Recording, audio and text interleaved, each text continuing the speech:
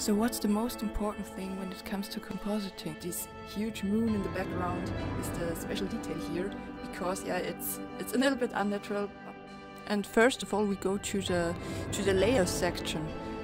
And if you cannot see this layer section, you just go to Window, and so I just create a new layer, an empty layer like we did it before. I select the brush again, black color, the opacity down to about 10 to 15% somehow, and with smooth brush go in here again to create a fill adjustment layer, and I go to the curves again. And I love to make this curve.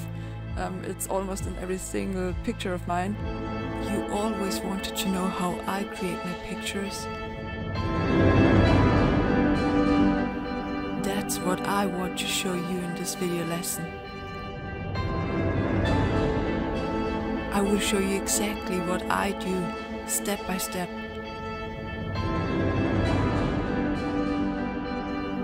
In this lesson, I will edit the picture with you. From the beginning till the very end. I want to show you my world of editing.